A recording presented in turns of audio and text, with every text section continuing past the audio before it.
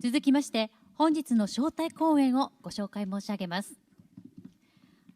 ワンキュービットヘッドオブハードウェアイノベーションラボラトリープーヤ・ロナー様から The Opportunities and Challenges of Applicable Quantum Annealing と題しました招待講演を賜ります。It is my pleasure to introduce the invited speaker, Dr. Pooya Ronagh of 1Qubit. Let's welcome Dr. Ronagh. Okay, thank you so much, the organizers of this event, and for the warm invitation and the very large event that you have great organization in. So my name is Pooya. I'm the head of the Hardware Innovation Lab in 1Qubit. I'm also a research fellow in Institute for Quantum Computing in University of Waterloo. And recently we have started a collaboration with Perimeter Institute for Theoretical Physics in the Perimeter Institute Quantum Intelligence Lab at Waterloo. So I would like to present some of the views that we have gained over the years of experience with working with quantum annealers and other quantum technologies. Lots of the material that are on the slides are places where you can dig deeper if you like to research, and it will be shared with the audience. But I will briefly go over the content. So I want to start with what are the well-known applications of quantum computing that got everyone excited historically. So one of these areas was, of course, quantum chemistry. Seth Lloyd showed that you can efficiently do quantum simulation of quantum systems. And then the second paper is a group of authors, co-authors of Alan Asper-Gutzik, that showed how, for example, one specific quantum chemistry problem can be solved with working out the details of it on a quantum gate model computer.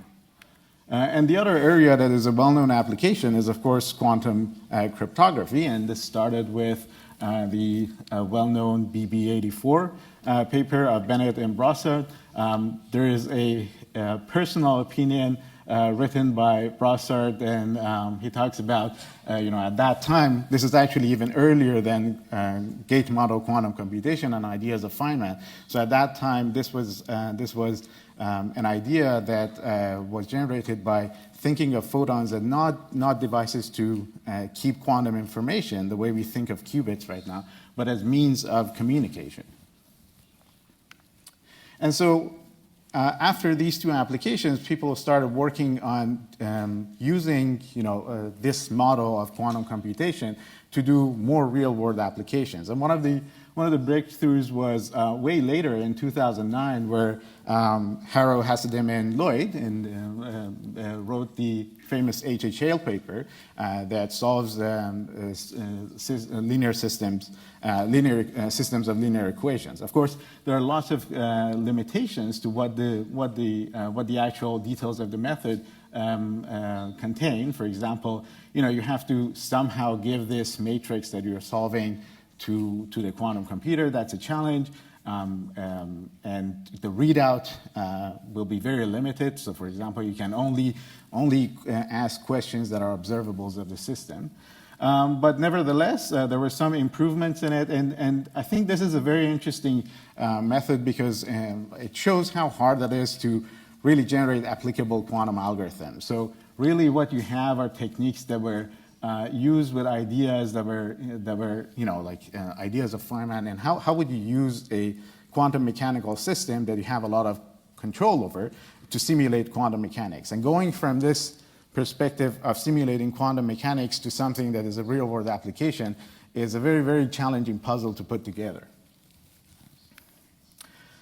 But people then started using this HHL algorithm to create lots of applications. The one that I want to emphasize are three papers that were written in 2013. One of them uses this method to create a quantum variant of principal component analysis.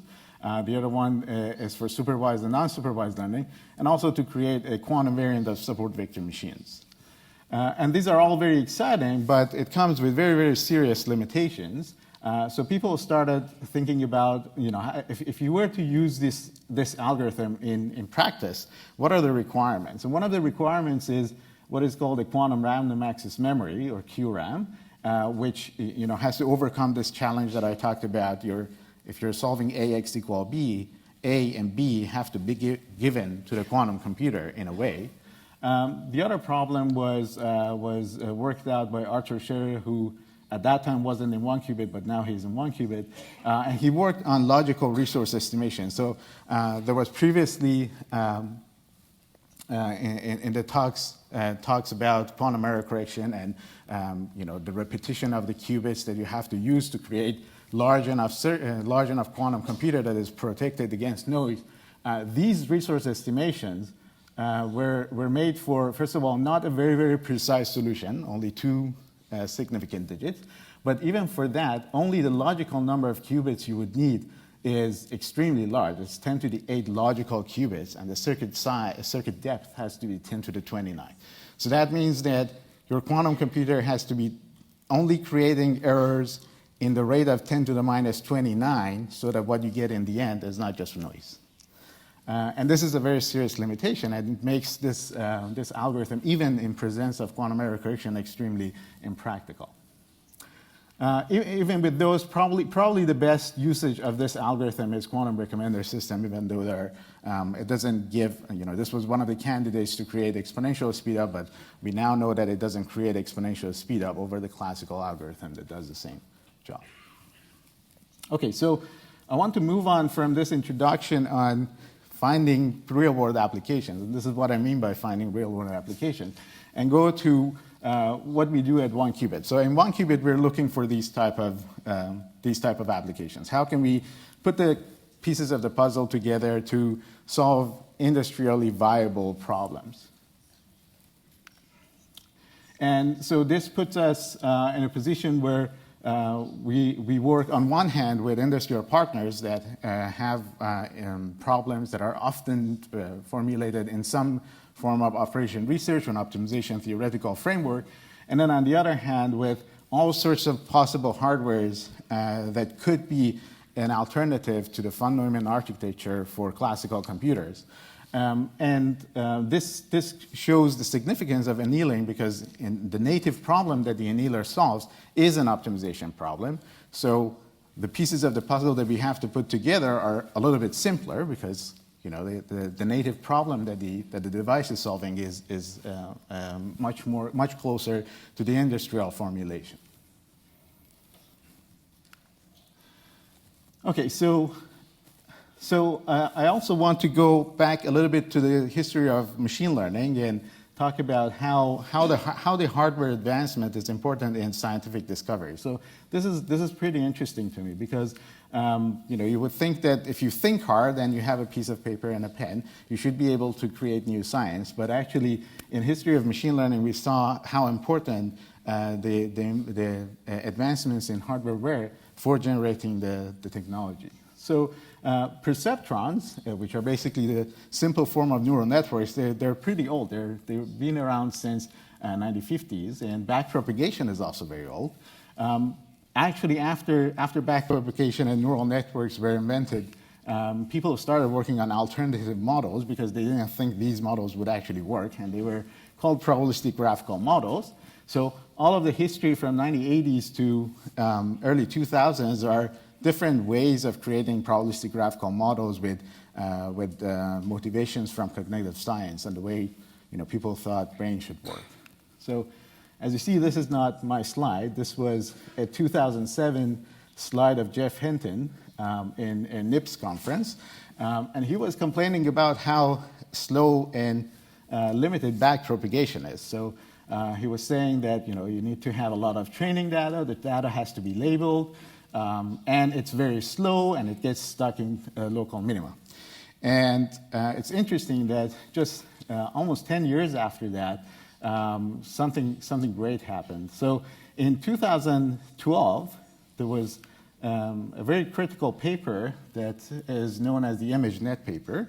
The only difference between this paper and what was happening before that is the usage of GPUs. So usage of GPUs resulted all that theory and practice that was, going through a winter to again ramp up into. So you see the citations. These are mostly due to this paper of 2012, and of course, machine learning in the sense of deep learning just skyrocketed after that.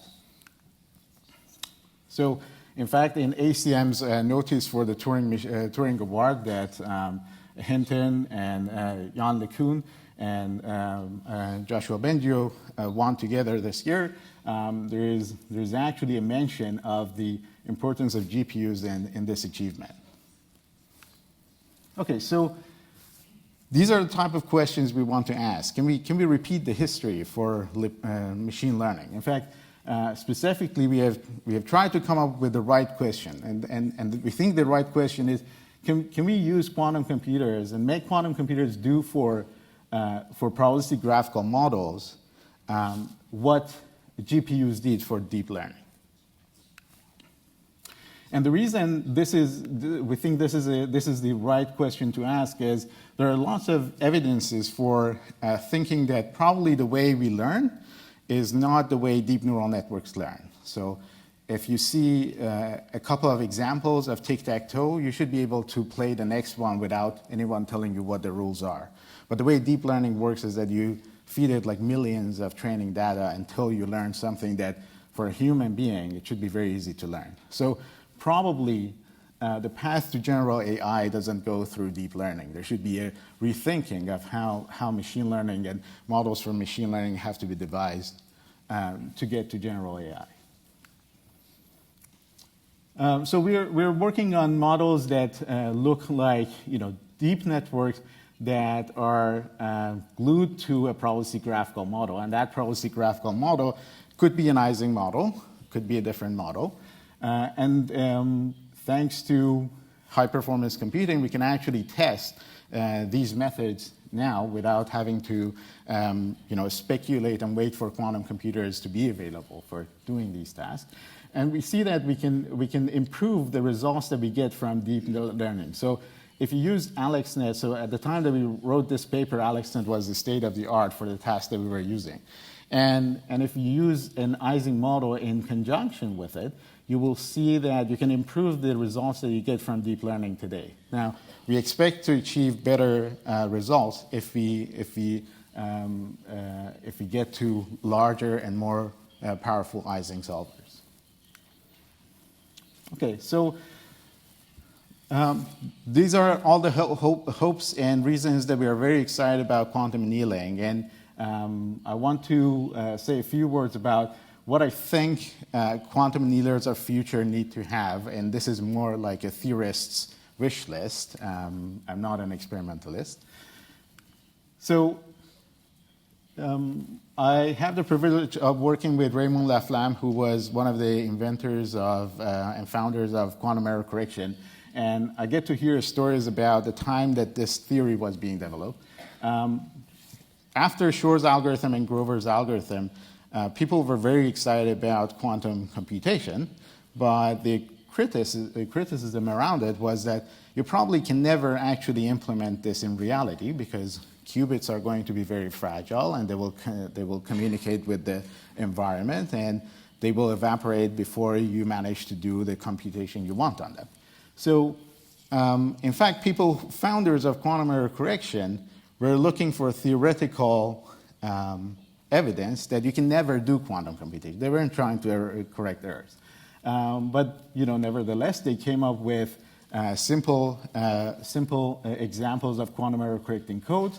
And then there was a sequence of papers that were written on showing how to do better quantum error correction. And then there was a whole theory of resilience quantum computing using quantum error correction and fault-tolerant quantum error correction that was developed. And this was extremely non-trivial. This was not what people were anticipating would happen. So my point is, I think that we have to go through this exercise for adiabatic quantum computation as well. So adiabatic quantum computation is theoretically just as strong as quantum circuit model and probably would be way, way more useful because A, for the type of problem it solves, and B, for the fact that we already have very large systems, very large prototypes of them. But as the problem size grows, the length of the annealing time will perhaps grow exponentially, and that's not necessarily a disadvantage. We probably would still get a prefactor improvement or even an exponential improvement, but we have to be able to control the quantum information. So that problem doesn't go away only because we're using quantum annealing. So the other important fact is, of course, coherence time and better control. I wanted to introduce this paper from the scientists that work in the QEO project that Nishimura Sensei introduced earlier as well. So you would be able to see examples of what are the types of quantum control problems that has to be solved on quantum annealers, at least on superconducting devices. So you definitely want to improve the coherence time of the qubits. You want to reduce the crosstalk of the magnetic currents that are controlling the system to the places on the chip that you don't want your communication with. And of course, you want to create better control in readout and more precise readout. And so this paper probably it's the third time it's showing up in this conference, and I think that that's a well-deserved attention to the authors and the team at DVIV that did this work. And I think it just shows how exciting this breakthrough is. So having what are called non-stochastic terms that Nishimura Sensei already mentioned is extremely important. First of all, because it's on the way of getting to universal quantum computation, as Dan mentioned earlier, and also because it just gives us more control. It makes the device more powerful. But that's both good news and bad news, because the advantage is that you have more control. The disadvantage is that you have more control. So you have to now figure out how to use that new power that is given to the user to actually be able to solve practical problems better.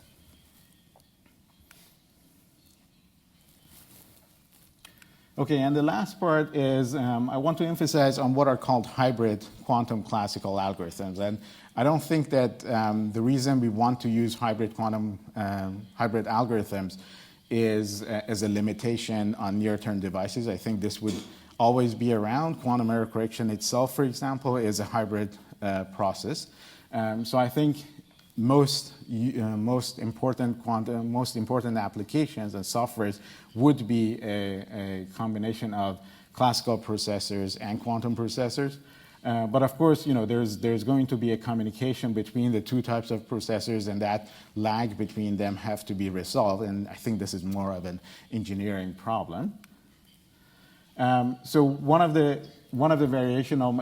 hybrid algorithms that we have developed is inspired by the previous works on variational quantum eigensolver. So variational quantum eigensolver is a method on circuit model quantum computers for simulating quantum chemistry problems. So usually what you do is that you simulate the problem and do a process that is called quantum phase estimation. Now, quantum phase estimation is extremely resource demanding. So variational quantum eigensolver lets you avoid having to use quantum phase estimation, and you do an iteration between a classical solver and a quantum processor, where the quantum processor is creating the quantum state of the molecule, for example, you want to simulate, and then the classical processor varies the controllable parameters on the processor on the quantum computer to be able to make the state get closer and closer to the desired one. Now, we at 1QBit, the scientists at 1QBit have written a paper that is cited here. And you can see that we have devised a similar method for solving quantum chemistry problems. Now, the important point is that to be able to do something like that and to get a good numerical result, our scientists had to use these types of non-stochastic terms, or XX couplers, because the quantum chemistry state that you want to prepare requires these types of coefficients as well. Okay, another work that also happened in 1-qubit about 3 years ago was using a hybrid algorithm to be able to solve constrained programming problems. So traveling salesperson and other types of combinatorial problems were presented earlier in the conference. All of these problems are naturally formulated in a discrete optimization model, but the model has constraints. And the way, as you saw, the way usually people, like the common practice of solving them is that you relax the constraints into a very large objective function. And it has some disadvantages. One is that it will use more qubits. Two is that you will create penalty coefficients that are really hard to get rid of, and it just makes the optimization problem harder to solve. But this paper shows a method to avoid having to use penalty methods. And the table here shows a comparison between, for example, Gurabi solver, which is a commercial classical solver, and the number of nodes in the branch and bound tree that our solvers go through, and you see like orders of magnitudes improvement. But to be able to do this, you need to have the communication between like few hundreds of iterations between classical computation and quantum computation. And we introduced something that we call leniency of the quantum computer, and that's the amount of time that is allowed by the quantum computer to take to still stay more performant than the classical solver. And the great news here is that this leniency is growing exponentially. The next good news is that even for problems as small as 50 variables, you have something between 1 to 10 seconds to solve the problem correctly, and then you will still be better than a commercial classical solver.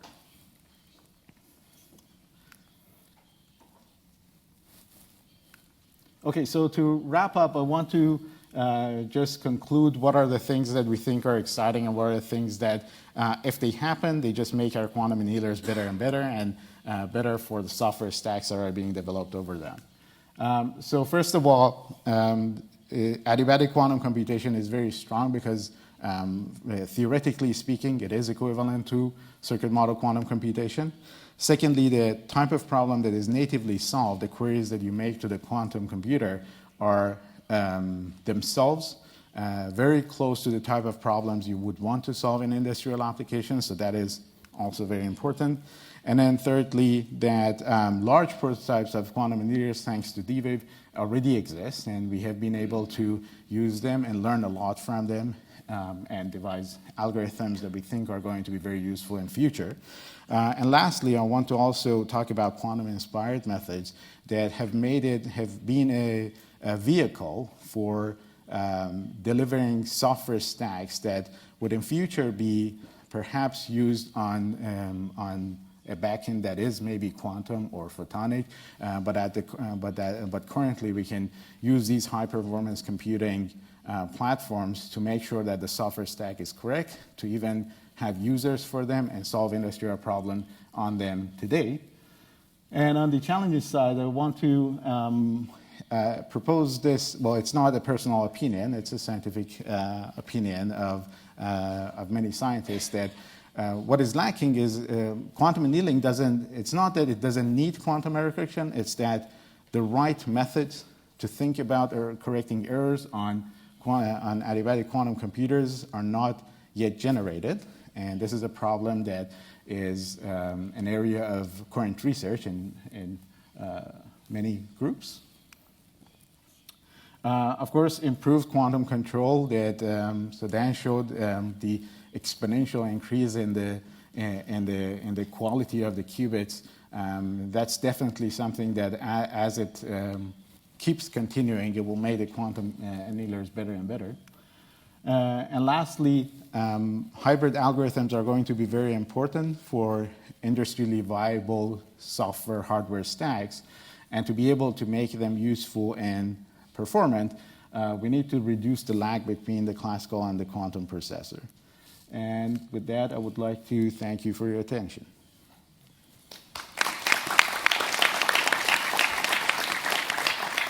Thank you very much, Dr. Ronagh.